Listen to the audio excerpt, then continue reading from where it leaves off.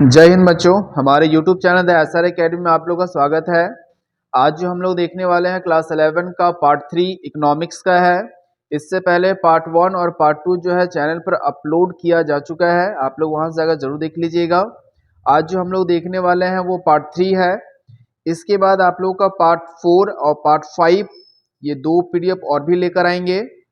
और उसके बाद का जो इम्पोर्टेंटली होगा, 2 लाइव क्लासेस लेंगे जो इकोनॉमिक्स के लेकर रहेगा, जिसमें आप लोगों के लिए 50 क्वेश्चन करके 2 पार्ट लाइव क्लासेस मिलेंगे।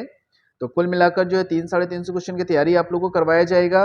और ये जितना भी सवाल आप लोगों के लिए करवाया जाएगा वो आप लोग के एग्जाम के लिए बहुत ज़्यादा इंपॉर्टेंट होगा, क्लास 11 के बच्चों के लिए। जो बच्चे 11 में हैं और जो बच्चे बिहार और झारखंड के हैं उन लोगों के लिए काफ़ी ज़्यादा हेल्पफुल रह सकता है यह वीडियो। तो आप लोग चैनल के साथ बने रहिएगा। चलिए आज पार्ट 3 को स्टार्ट करते हैं और पार्ट 3 में देखते हैं कि इसमें क्वेश्चन क्या क्या बोला गया है। पहला जो क्वेश्चन है लिखा है, अर्थशास्त्र जीवन के सामान्य कारोबार के संदर्भ में मनुष्य का अध्ययन है। यह एक पंक्ति है और पूछा गया है कि यह पंक्ति जो है वो किस अर्थशास्त्री का कहा गया है। तो ये जो पंक्ति है वह अर्थशास्त्री जो है उनका नाम है एडम स्मिथ। ठीक है, एडम स्मिथ के द्वारा कहा गया है। आपको बता देना चाहते हैं कि एडम स्मिथ ने एक बुक लिखी थी जिनका नाम था प्रिंसिपल ऑफ इकोनॉमिक्स, जो कि 1890 में 1890 में इसे लिखा गया था।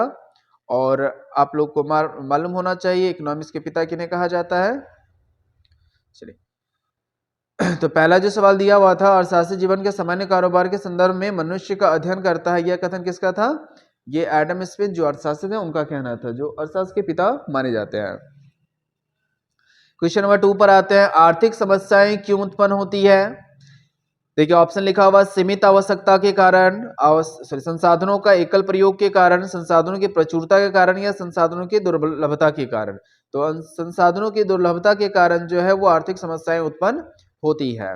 क्वेश्चन नंबर 3 पर आते हैं, निम्नलिखित में से कौन सा सांख्यिकीय आंकड़ा नहीं है, यानी संख्या के आधार पर आंकड़ा तय नहीं किया जाता है। पहला ऑप्शन लिखा हुआ है, देखिएगा, एक विद्यालय में 100 विद्यार्थी पढ़ते हैं तो इसे आंकड़ा तैयार किया जाएगा सांख्यिकीय के हिसाब से। 2021 में भारत की जनगणना 121 करोड़ थी, ये भी हो जाएगा। एक सड़क दुर्घटना में 100 व्यक्तियों की मृत्यु हो गई, ये नहीं हो सकता। भारत में बाढ़ के हर वर्ष कई लोग बेरोजगार यानी बेघर हो जाते हैं। तो इसका जो आंसर हो जाएगा आपका ऑप्शन नंबर सी हो जाएगा, क्योंकि इसे आंकड़ा में तय नहीं किया जा सकता, क्योंकि इसमें बताया कि सड़क दुर्घटना में 100 व्यक्ति हो गए, ये नहीं कहा गया हर साल किया जाता है। अगर हर साल अगर आंकड़ा बना दिया जाएगा तब इसे कहा जा सकता है।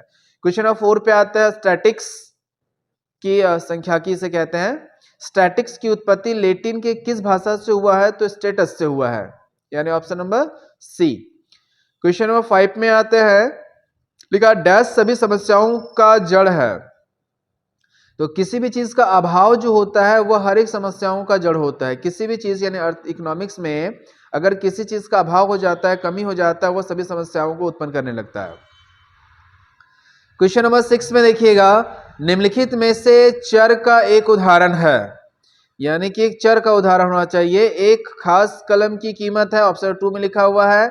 एक खास लैपटॉप की कीमत है, ऑप्शन नंबर सी। राष्ट्रीय आय है और एक बेंच की लंबाई है। तो 6 का जो आंसर हो जाएगा आपका ऑप्शन नंबर सी, राष्ट्रीय आय। ठीक है, क्वेश्चन नंबर 7 पे आते हैं, प्रतिदर्श सर्वेक्षण से क्या लाभ है? तो प्रतिदर्श सर्वेक्षण जो होता है इनमें से आप देखिएगा सभी हो जाएगा, ऑप्शन पढ़ लीजिएगा। खर्च करना, कम प्रांगण की आवश्यकता होना, कम समय देना, ये सभी चीजों के लिए हो जाता है प्रदर्शन सर्वेक्षण। ठीक है, तो 7 का हो जाएगा ऑप्शन नंबर डी। 8 नंबर पर लिखा है, इनमें से किस संस्था के द्वारा समाज आर्थिक मुद्दों पर राष्ट्रीय स्तर के लिए सर्वेक्षण किया जाता है? तो इसका सारा ऑप्शन पढ़ लीजिएगा। इसका जो आंसर हो जाएगा 8 का, वो हो जाएगा आपका ऑप्शन नंबर बी, राष्ट्रीय प्रतिदर्श और सर्वेक्षण संगठन। चलिए ठीक है, आगे सवाल पर देखते हैं। लिखा, भारत की जनगणना में किस प्रकार के सांख्यिकीय आंकड़े प्रदर्शित की जाती है? तो भारत की जो जनगणना की जाती है वो शिशु मृत्यु दर और जन्म दर के आधार पर, साक्षरता दर के आधार पर, जनसंख्या आकार के आधार पर, और इनमें से सभी हो जाएगा, यानी इन सभी को देखते हुए क्या है कि जनगणना का आधार रखा जाता है। क्वेश्चन नंबर 10 पे आते हैं, 10 में लिखा हुआ है कि इनमें से किस विधि में उत्तरदाता को प्रभावित किया जा सकता है? उत्तर देने का, ईमेल के द्वारा, डाक के द्वारा, एसएमएस के द्वारा या टेलीफोन के द्वारा। तो यानी कि किसी भी उत्तर देने की जो क्षमता होती है, मेल कर दिया जाएगा या डाक कर दिया जाए, एसएमएस भेज दिया जाए, इसमें सियोरिटी नहीं होता है कि उसे उत्तर जो है प्रत्यक्ष रूप से मिलता है, लेकिन टेलीफोन करने से क्या है कि प्रत्यक्ष रूप से आंसर मिलता है। तो इसका आंसर हो जाएगा आपका ऑप्शन नंबर सी। आगे बढ़ते हैं क्वेश्चन नंबर 11 में। 11 में लिखा हुआ है कि वर्ग सीमा 60 से लेकर 80 का माध्य बिंदु क्या होगा? तो जरा देखिए, माध्य निकालने के लिए क्या करना है, दोनों को प्लस कर देना, प्लस करके फिर 2 से डिवाइड कर देना, जिससे औसतन माध्य निकल जाएगा। तो इसका आंसर क्या हो जाएगा? आप जोड़ लीजिएगा, इसको आधा कर लीजिएगा, 70 आंसर आ जाएगा। 60 जोड़ते हैं 80 से तो आपका 140 हो जाता है, 140 का आधा करेंगे तो 70 हो जाता है। ठीक है, आशा है समझ में आ रहा होगा। क्वेश्चन नंबर 12 में देखते हैं। 12 लिखा हुआ है कि जब आंकड़ों का वर्गीकरण समय के अनुसार किया जाता है तो उस वर्गीकरण को क्या कहा जाता है? समय के अनुसार करना। ठीक है, यानी जब वर्गीकरण जो है समय के अनुसार किया जाता है तो उसे कालानुपात क्रम कहा जाता है, यानी ऑप्शन नंबर हो जाएगा आपका सी। क्वेश्चन नंबर 13 में आता है, चर को सामान्यतः कितने वर्गों में विभाजित किया जा सकता है? तो चर जो होती है उसे 2 वर्गों में विभाजित किया जाता है। क्वेश्चन नंबर 14 में देखिएगा, किसी वर्ग में सम्मिलित मदों की संख्या को क्या कहा जाता है? आवृत्ति कहा जाता है। क्वेश्चन नंबर 15 पर आते हैं। देखिए 15 क्या लिखा हुआ, विविधतर चरों के लिए आंकड़ों का वर्गीकरण डैश कहलाता है, यानी कि जो अलग अलग चरों का वर्गीकरण किया जाता है उसे क्या कहा जाता है? ऑप्शन नंबर 1 लिखा हुआ बारंबारता वितरण, स्थानीय वर्गीकरण, बारंबारता सारणी या गुणात्मक वर्गीकरण। तो इसका जो आंसर हो जाएगा आपका ऑप्शन नंबर सी, बारंबारता वर्गीकरण, ऑप्शन नंबर सी। ठीक है, क्वेश्चन नंबर 16 में आते हैं, अंकगणितीय रेखाचित्र को और किस नाम से जाना जाता है? अंकगणितीय वर्गीकरण कहा गया है, रेखाचित्र कहा गया है। तो देखिए अंकगणित का जो इस्तेमाल किया जाता है काल श्रेणी आलेख में किया जाता है। तो इसका आंसर क्या हो जाएगा आपका ऑप्शन नंबर ए। चलिए आगे आते हैं क्वेश्चन नंबर 17 में। 17 में क्या लिखा, बारंबारता बहुभुज किसके व्युत्पन्न होता है? आयत चित्र से उत्पन्न होता है। क्वेश्चन नंबर 18 पर आते हैं, एक अच्छी सारणी में क्या सम्मिलित होता है? तो सारणी संख्या, शीर्षक और उपशीर्षक और अवशीर्षक, इनमें से सभी हो जाएगा, इनमें से सभी। ठीक है, इनमें से सभी इसका आंसर हो जाएगा।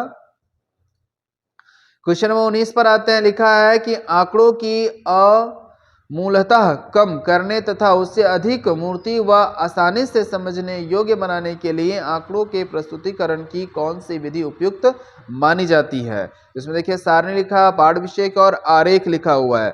तो इसका जो आंसर हो जाएगा वो इसमें आपका ऑप्शन सी आरेख विधि हो सकता है, हो सकता नहीं होगा।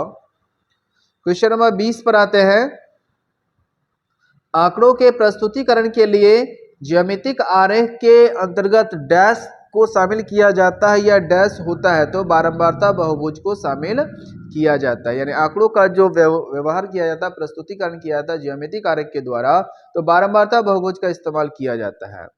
आगे बढ़ते हैं, क्वेश्चन नंबर 21 पे है, पूछा गया मलमल किस वस्त्र का एक किस्म होता है? वो सूती कपड़ा का बना होता है, वो इसी चीज का इस्तेमाल की जाती है। तो ऑप्शन नंबर हो जाएगा आपका सी। क्वेश्चन नंबर 22 पे आते हैं। 22 में लिखा हुआ, धन निष्कासन सिद्धांत का प्रतिपादन किसने किया था? तो आप लोग को इससे पहले भी इसके बारे में बहुत बार बताया गया है कि धन निष्कासन का सिद्धांत जो है दादा भाई नौरोजी ने दिया था। क्वेश्चन नंबर 23 पे आते हैं। 23 में लिखा हुआ है कि निर्यात अतिरिक्त से क्या तात्पर्य है? तो इसका तात्पर्य होता है कि आयात की तुलना में निर्यात का अधिक होना। ठीक है, क्या अधिक होना? आयात की तुलना में निर्यात का अधिक होना।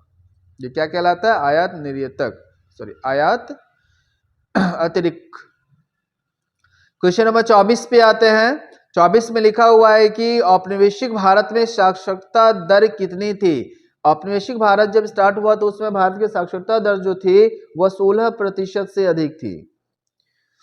चलिए आगे देखते हैं, क्वेश्चन नंबर 25 में लिखा, भारत में सर्वप्रथम रेलगाड़ी किन 2 स्थानों के बीच चला था? तो यह जो चला था मुंबई से लेकर पुणे के बीच में। आप लोग को इस इकोनॉमिक्स का जो पहला वीडियो अपलोड किए थे उसमें आपको सारी चीजें लिखा हुआ है, कहां से कहां तक चला था, कितना किलोमीटर का सफर तय हुआ था और उस ट्रेन का क्या नाम था। तो आप लोग कमेंट करके बताइएगा कि ट्रेन कौन सा ट्रेन चला था, कितना किलोमीटर तक का सफर किया था और वो कब से चला था? मैंने मुंबई में चला था और पुणे तक पहुंचा था।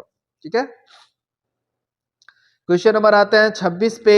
लिखा हुआ है 26 में कि पूंजीवाद अर्थव्यवस्था का आधार क्या है? तो वो निजी लाभ के लिए किया जाता है। पूंजीवाद की जो व्यवस्था होती है वो लाभ के अर्जित से किया जाता है, जो कि एक निजी संस्थाओं के द्वारा संचालित होती है।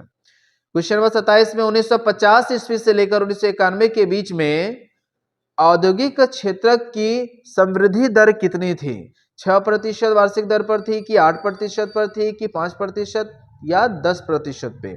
तो इसका जो आंसर हो जाएगा आपका ऑप्शन नंबर बी, 8% वार्षिक दर पर थी। चलिए आगे सवाल देखते हैं। पूंजीवाद अर्थव्यवस्था से उसी वस्तु का उत्पादन होता है जिसमें डैश डैश क्या क्या ऑप्शन दिया हुआ है? बाजार में जिसकी मांग होती है, बिल्कुल सही है। जिसकी उत्पादन से लाभ होता है, ये भी सही है। विदेश में जिसकी मांग होती है, तीनों प्रकार की जो मांगे होती है उसी में इसका संचालन होता है। ठीक है, क्वेश्चन नंबर 29 पर आते हैं।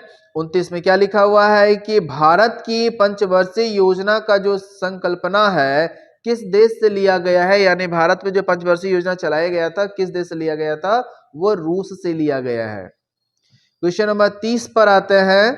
तो 30 में लिखा हुआ है कि परिप्रेक्षणात्मक योजना में लक्ष्य को प्राप्त करना होता है। यानी यह जो योजना है अपने लक्ष्य को पूरा करने के लिए 20 वर्षों का समय लेता है, यानी 20 वर्षों में इस योजना को पूरा कर देना चाहिए। तो इसका आंसर हो जाएगा आपका ऑप्शन नंबर डी। आशा है सारी बातें समझ में आ रहा होगा। हमारे चैनल पर जो नए हैं चैनल से जरूर जुड़ जाइएगा। आप लोग का सारी चीजों की तैयारी जो है कंप्लीट करा दिया जाएगा और इस चैनल के माध्यम से आपका 8 से लेकर 12 तक के सारे विषयों की तैयारी करवाई जाती है।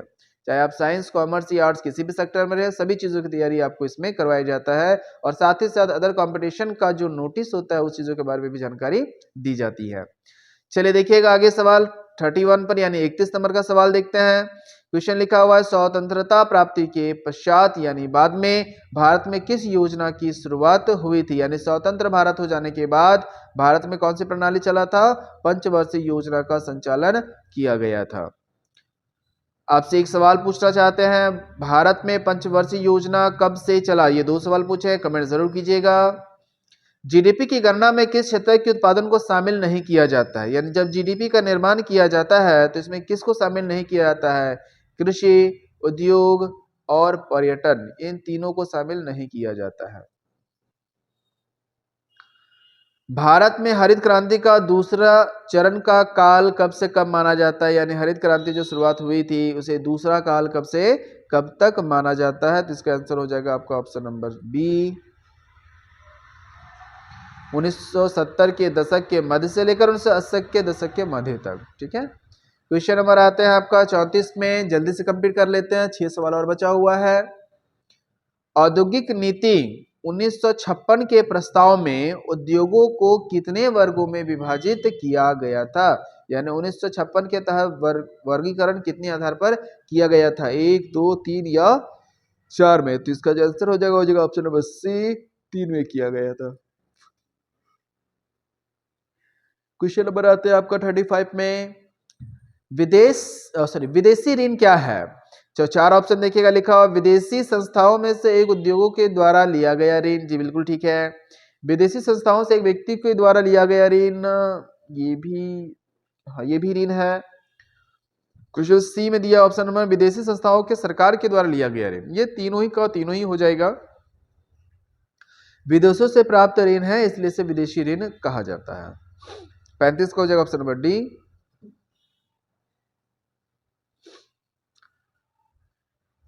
क्वेश्चन नंबर आते हैं 36 पे, विदेशी ऋण जहां तक हमें लगता है विदेशी संस्थाओं में एक उद्योग के द्वारा, एक नहीं हो जाएगा, समष्टि के अंतर्गत नहीं आएगा। 35 का आंसर जो है सी होना चाहिए। सरकार के द्वारा लिया गया ऋण ही विदेशी ऋण कहलाता है, किसी व्यक्ति के द्वारा लिया गया पर्सनल ऋण हो जाएगा उनका। तो ऑप्शन नंबर सी होगा। क्वेश्चन नंबर 36 पर आते हैं, 1980 के दशक के अंत में उत्पादन आर्थिक संकट से बचने के लिए भारत को IMF में कितनी राशि ऋण के रूप में मिली थी? यानी जब आर्थिक संकट उत्पन्न हुआ था 1980 में, तो भारत सरकार ने कितने रुपए का ऋण लिया था? तो इसका जो आंसर है वो जगह आपका ऑप्शन नंबर बी, $7 मिलियन का ऋण जो है वो लिया गया था। चलिए 37 पे देखते हैं। 37 में लिखा हुआ है कि नई आर्थिक नीति 1991 में कितनी औद्योगिकों के लिए लाइसेंस की अनिवार्यता को जारी कर दिया गया था? तो 8। ठीक है, क्वेश्चन नंबर 38 पर आइए। 38 का देखते हैं, लिखा है HCL टेक्नोलॉजी किस प्रकार की कंपनी है? ये तो IT कंपनी है। ठीक है, क्वेश्चन नंबर आते हैं 39 पर। 39 और 40 दो सवालों पर आते हैं। लिखा हुआ कंपनी के द्वारा किसी बाहरी स्रोत से नियमित कंपनी के द्वारा किसी बाहरी स्रोत से नियमित सेवाओं को प्राप्त करने की प्रक्रिया क्या कहलाती है? तो इसका जो आंसर हो जाएगा आपका ऑप्शन नंबर बी, बाह्य प्रापण। ठीक है, लास्ट सवाल पर आते हैं। भारत में LPG नीति से लाभान्वित नहीं होने वाला क्षेत्र कौन सा है? यानी LPG से जिनको फायदा नहीं होता है, दूरसंचार, आधार संरचना, सूचना प्रौद्योगिकी, और ऑप्शन नंबर डी हो जाएगा आपका वित्त। तो इसका आंसर जो है मेरे अनुरूप जो होना चाहिए ये हो जाएगा ऑप्शन नंबर डी, वित्तीय क्षेत्र को जो है इनसे कोई लाभ नहीं होता है। तो कुल मिलाकर हम लोग जो है वो टोटल 40 सवाल देखे हैं। इससे पहले 3 सेट भेज दिया गया था, तो 3 और इस सेट को लेकर आप लोग का टोटल क्वेश्चन जो है 120 हो गया है। और आगे का 2 वीडियो और अपलोड करेंगे इकोनॉमिक्स को लेकर, तो आप लोग चैनल के साथ बने रहिएगा। बाकी फिर मिलते हैं नेक्स्ट वीडियो में। जय हिंद, जय भारत।